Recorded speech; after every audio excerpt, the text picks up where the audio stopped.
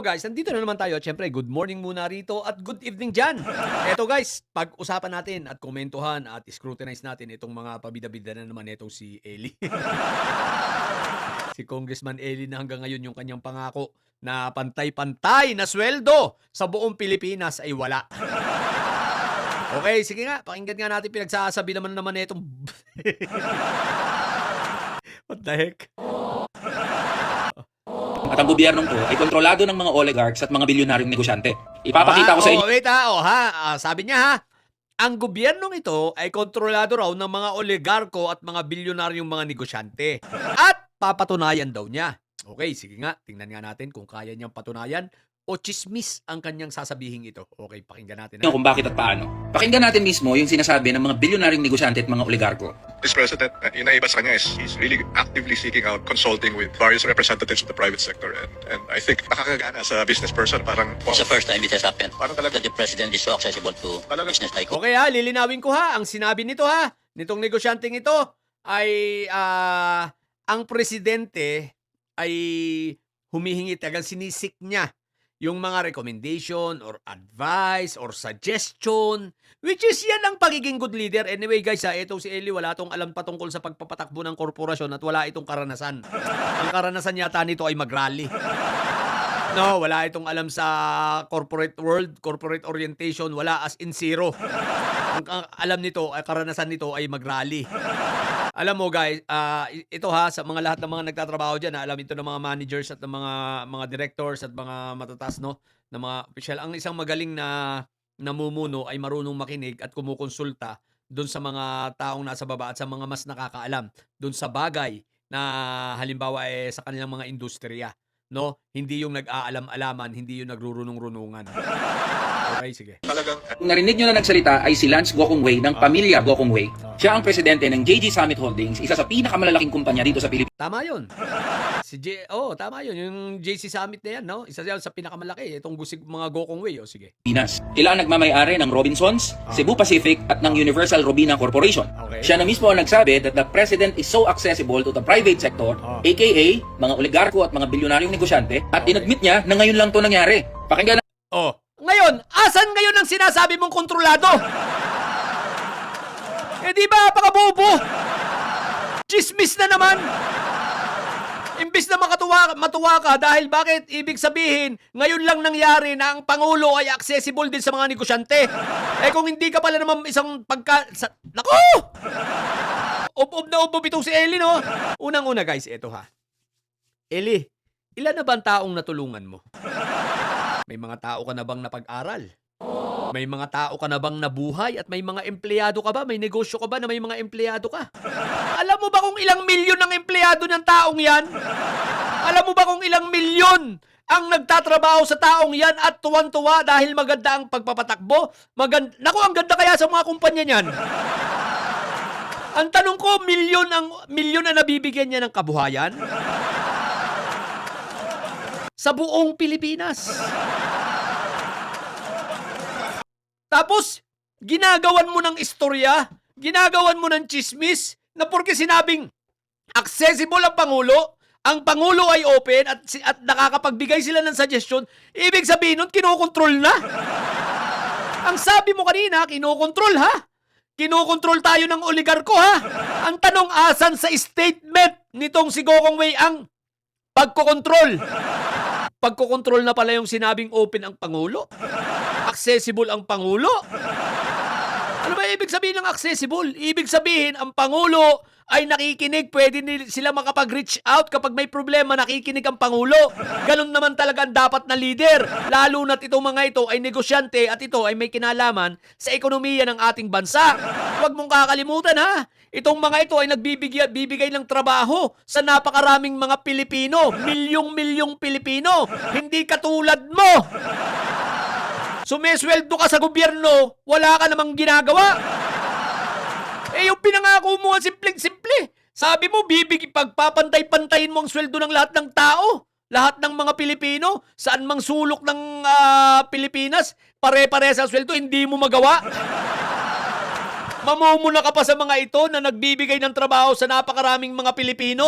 Yung iba nga nating mga kababayan, hindi nga nila alam na yan pala ang boss nila Sa sobrang laki ng mga kumpanya, sa sobrang dami ng empleyado, hindi nila alam na, uy, Gokong Wei pala ako. Nasa kumpanya pala ako ng Gokong Wei. Bakit? Kasi aside from dito sa mga major o mga prime or mga primary company na mga yan, marami pa yung mga sanga-sanga. Yan yung tinatawag na company within the company. At minsan, hindi na nila nakikita na sila pala ay connected pa rin sa Gokong Wei. Sa dami ng kumpanya at pagdami ng kumpanya ng mga yan, ibig sabihin, pagdami ng trabahante. Kaya huwag kang aanga-anga. Intindihin mo yung iyong ipinangako. Ang layo. Tapos ngayon, papunta na ito sa panibagong subject. Ang tanong, napatunayan mo? Asan? Yung chismis na naman. Paano ba ito naging congressman? Ang bubula. Kita mo? Yun na pala ang patunay niya. Patunay na niya na ang Pangulo ay pinapatakbo ng oligarko. Dahil ang Pangulo ay accessible. Ewan. Namu. Natin yung isa pa na oligarko. O, tamo ha. Lilipat na siya sa ibang topic na naman. So, yun ang pagpapatunay niya. Na pinapatakbo tayo ng oligarko kasi accessible ang Pangulo. Utak ipis talaga ito, no? Hoy, Eli Fernando, ayusin mo yung utak mo. Ipis na dilis na ipis pa. What the heck? Nowhere have I heard in any other country where the president meets with the private sector on a scheduled basis. It's unheard of when the president really listens to you. Yung narinig nyo naman na nagsalita ay si Ang sabi ang sabi nun ang Pangulo ay nakikinig. Sasabihin na naman nito, for sure, dahil sa nakikinig ang Pangulo sa mga ito, pinapatakbo na ng oligarko. Alalahanin nyo, a good leader is a good listener, Alam yan, yan ay principle ng mga good management. Para the same yan ng leadership is an exampleship. A good leader is a good listener. Sabin Aboitiz. Siya ang presidente at chief executive officer ng Aboitiz Group. Isa sa mga kumpanya na nagkokontrol ng kuryente sa bansa natin. Hindi nagkokontrol. Isa lang sa provider ang Aboitiz. Ano nagkokontrol? Provider rin ng Aboitiz. May Meralco, may Aboitiz, merong Prime. Ano nagkokontrol? Gawa ka na naman ng istorya. Gawa ka na naman ng imbento. Ano ba to? Congressman ba talaga to? Congressman o chismoso? Niya mismo nang galing na dito niya lang naranasan sa Pilipinas na yung presidente ay regularly nakikipag-meet sa private sector. Dapat! Dapat ang presidente hindi nakikipag-meet sa private sector. Ang bobo mo! Natural! Ang laki ng mga... Alalahanin mo ang contribution ng mga yan sa ekonomiya natin ay pagkalaki-laki. Ikaw, anong contribution mo? Wala ka nang contribution sa ekonomiya, pasakit ka pa. Actually, ito yung liability. Bakit? Pinapasweldo ka ng taong bayan, pero saan ba lang gagaling ang sweldo mo? Sa buwis ng taong bayan. Pero puro katangahan ang pinagagagawa mo. Yung pinangako mo na itataas mo ang sweldo ng mga buong Pilipinas at pagpapantay-pantayin mo ni isang hakbang yata, ni isang step, no? Wala ka pang ginagawa. Nakakailang buwan ka na. Tapos pinapairal mo, kabubuhan mo. Alam mo ba kung ilang milyon ang trabaho binibigay? O sige, umalis kaya ang mga yan, may kaya ka bang ibigay na trabaho? Yung sarili mo nga, di mo mabigyan ng trabaho maayos Kung umalis kaya yung mga yan, kaya mong bigyan ng trabaho ang mga mawawalan ng trabaho na nasa power industry? Alam mo ba kung ilang milyon ang magtatrabaho sa power industry? Ilang mga messenger, mga rider ang nabibigyan ng trabaho? What the heck? Ang bobo puti. O tanong mo sa mga nagtatrabaho sa Aboitiz kung hindi sila masayang magtrabaho sa Aboitiz. Tanong mo sa mga nagtatrabaho sa RCL, sa Robinson, kay Gokong Wei kung hindi sila masayang nagtatrabaho sa kumpanyang yun. Masaya sila. Maayos ang sweldo. Maayos ang benepisyo. Ikaw, simpleng pagpapataas ng sweldo ng mga manggagawa, ginamit mo pa yung manggagawa, ha? Hindi mo nga magawa. Puro ka bunganga. AKA mga bilyonaryong negosyante at mga oligarko. Oh, pakinggan pa natin yung isang bilyonaryo O, kita mo, wala ka. Asan yung sinasabi mo? Asan yun yung sinasabi mo na pinapatakbo tayo? Una yung accessible ang pangulo. Ang pangalawa nakikinig. Puro pala pag ganun pala ang iyong pangulo, pag ganun pala ang karakteristik ng isang leader ng isang pangulo, pinapatakbo na pala ng oligarko 'yon. Abay, ano pala ang tama siguro ang nasa isip nito, tamang karakter ng isang pangulo, laging nakikipag-away. Tapos hindi papansinin ng mga negosyante, walang pakialam. At hindi makikisama. Di ba bubulang na paghahalata na hindi nakapasok ito sa korporasyon, hindi nakapagtrabaho, walang naging trabaho, sa malalaking kumpanya, hindi niya alam ang proseso. At ito, sa dami ng naloko nito dahil ginamit yung salitang manggagawa, ayan, naging congressman. Wala namang karanasan.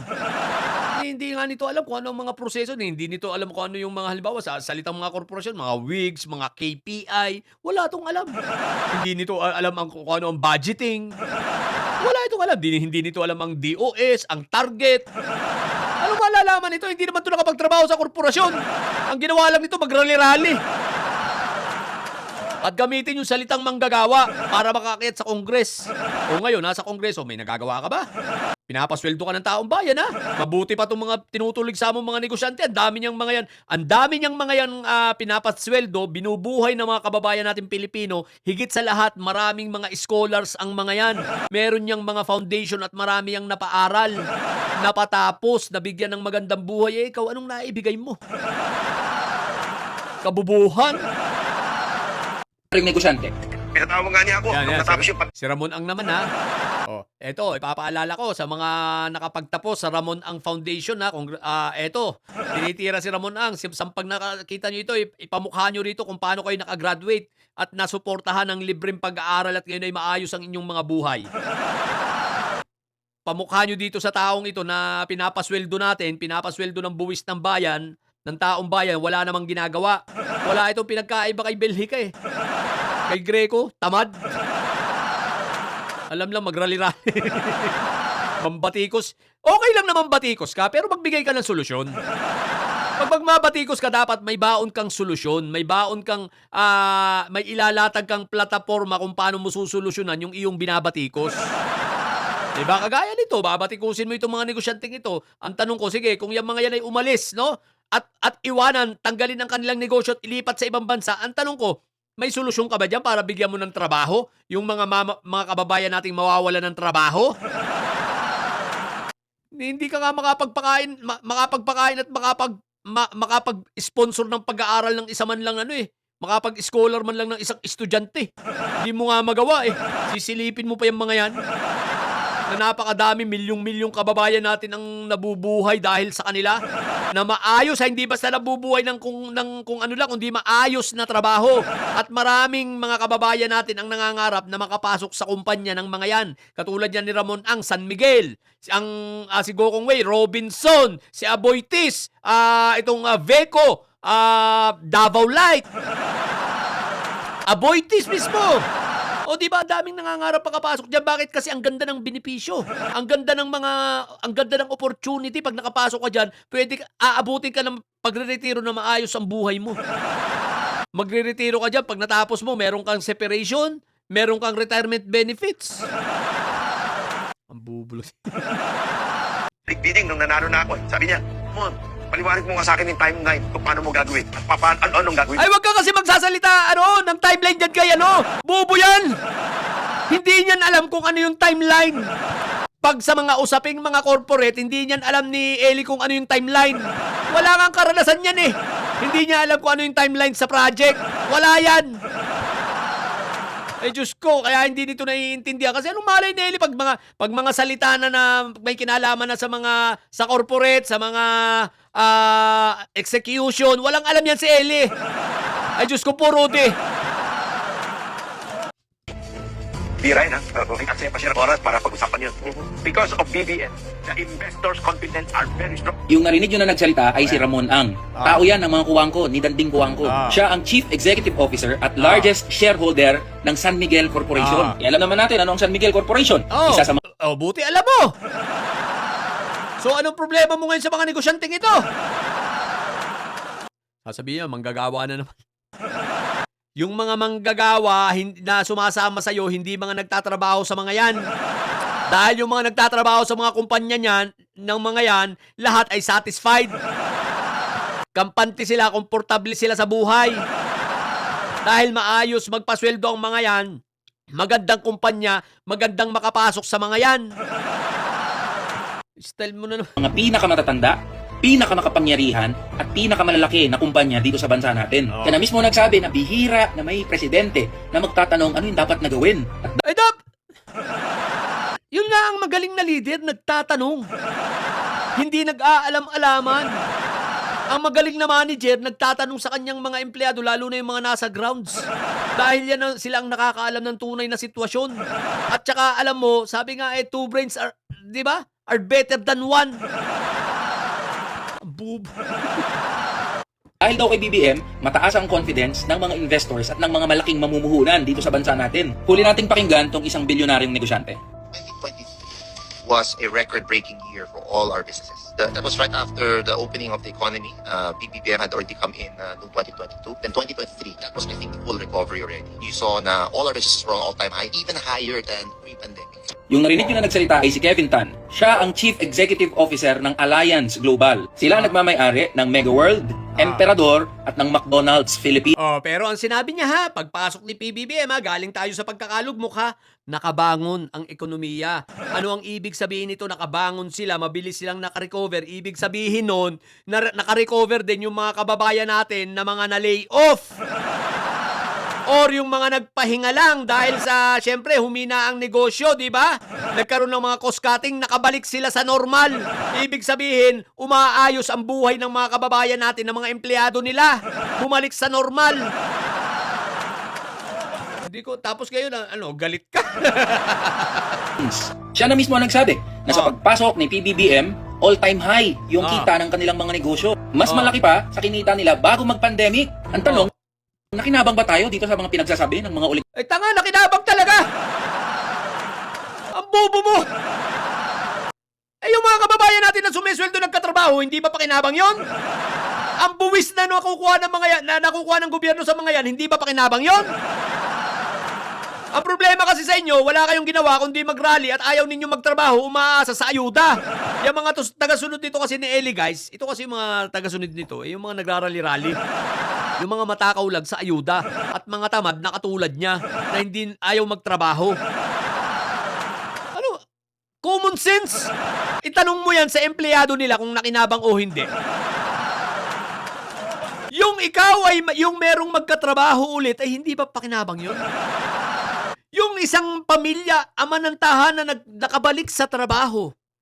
Nagkaroon uli ng pambili ng pagkain. Nagkaroon uli ng pantustos sa pag-aaral. Nagkaroon uli ng kahit papaano savings para kaunting pang Jollibee man lang tuwing weekends. Hindi ba pakinabang yun? Hindi ko alam kung nasa ng pag-iisip dito taong to eh. Nawala na ang lohika eh. Nawala na ang logic eh, no? Garko na to? Yung economic growth na pinag-ayabang ng gobyerno. Nakinabang ba yung mga manggagawa? Ay, tanga. Ang hirap magpaliwanag sa tanga, no? Paano hindi makikinabang ang mga manggagawa sa economic growth? Part ng economic growth na nagkaroon sila ng trabaho, ibig sabihin sumisigla ang ekonomiya, dumadami ang trabaho. No, pumapasok uli yung principle ng ang tawag nito, supply and demand. Pag pumasok na uli ang principle ng supply and demand, mangangailangan ng mga manggagawa. Kapag nangailangan ng mga manggagawa, lumalakas ang bargaining power ng isang manggagawa na para purchasing power ng isang manggagawa. Ibig sabihin, nagkakaroon na sila ng kakayanang bumili, no? At tustusan na bibili nila yung kanilang pangailangan. At pagkatapos noon, dahil sa nakakabili sila, dadagdag na naman ang pangailangan ng pagpuproduce ng mga produktong yon, na mangangahulugan na naman ng panibagong trabaho na naman dahil dumalaki ang produksyon. Ganun umiikot ang ekonomiya. What the heck? Tapos tatanungin mo, ikaw hindi ka siguro nakinabang. Paano ka nga palang hindi makikinabang may ayuda ka? May sweldo ka nga sa buwis. Yan bang buwis ng mga yan? Alam mo ba na dyan rin kinukuha ang sweldo mo? Ang bubong. Taas ba yung sahod? Bumaba ba yung presyo ng mga bilihin at O yan! O yan yan! O taas ng sahod! Yan ang sinasabi ko, yan ang trabahuhin mo. Yung pagpapataas ng sahod. At yan ay kailangan ng batas. Ngayon, ito na. bisyo? Di ba hindi naman? So, Yan na. Dito lang tayo. Alam ko nang pupuntahan nito, okay. Dahil, ito pala ang konklusyon. Anyway, ngayon ko lang ito pinanood kumbaga spontaneous tayo Ngayon, ganito pala yan, guys. Maliwanag na sa akin. Kaya niya binibira ang mga ito ay para makakuha siya ng palusot. Kumukuha siya ng palusot, katwiran, kasi hindi niya matutupa. Alam niya sa sarili niya na hindi niya kayang tuparin yung kanyang ipinangako. Yung kanyang ipinambudol sa mga manggagawa. Kaya kayong manggagawa na nabudol nito, ayan lilinawin ko sa inyo. Itaga nyo sa bato, matatapos ang... Ito pag nagawa niya yung kanyang ipinangako, hindi na ako magpapakita sa social media. Buburahin ko lahat ng account ko. Itaga nyo ito, matatapos ang termino nito na hindi niya nagagawa yung kanyang pinangako na papantay-pantayin niya ang sweldo ng buong Pilipinas, pati ang nasa liblib na lugar, pati ang nasa sulok. Ngayon, tinitira niya itong mga ito, sinasabi niyang oligarko, kayso ganyan-ganyan, idinadivert niya para sa ganon, makaiwas siya, maidivert niya yung usapin sa kanyang pangako. Bakit? Dahil lumipas na ilang buwan na ang nakaraan, di ba? So gumagawa siya, humahanap siya ng scapegoat. Di ba? Scapegoat niya lang ito. Para matakasan niya at ma-divert niya yung usapin na, kayo may kasalanan. Dapat desisyon na ninyo. Kayo mga bilyonaryo magdesisyon ng pagtaas ng sahod. Hindi po ganun yun. May batas po tayo. Congressman ka pa naman. May batas na kailangan gawin ninyo. Gumawa muna kayo ng batas na maggigiya kung paano gagawin, paano ang magiging implementasyon ng pagpapataas ng sahod. At the same time, kukonsulta kayo sa lahat ng mga member na merong direct participation, negosyante, consumer, manggagawa, pati yung mga maliliit na mga negosyante, kukonsulta ka. Ano ba to? Tinuturuan na natin itong pakabobo nito. So yun guys, ganun lang pala kasimple. Yun lang ang gusto niyang mangyari. Yun lang ang gusto niyang sabihin. No? Wala nang iba. Bistado ka na. Okay, so yun lang. Napaka-obvious lang gusto itong mangyari. Naninisi lang siya kasi alam niya na hindi niya kayang gawin yung kanyang ipinangako. So naghahanap siya ng masisisi. No? Kaya alam naman niya na kahit sisihin niya ang mga ito, hindi lang siya papansinin. At hindi rin naman ito mga ito aalis sa negosyo nila. Alam niya yan. So, gumagawa siya ng mga masisisi para sa ganun, may katwiran siya kapag hindi na niya nagawa ang kanyang ipinangako. Dahil from the very start, alam niya, binubudo lang niya ang mga manggagawa. At may, sad to say, may mga manggagawa pa rin tayong nabudol. Yun ang totoo. Nambudol lang ito. Okay, so yun lang. Sa mga bobong didilis yan na kagaya na ito. Ang tatay nyo ay karton at model ng Boysen, Boysen. So manatili kayo mga bobo at may sayad sapagkat ang may sayad ay laging high blood. Bye!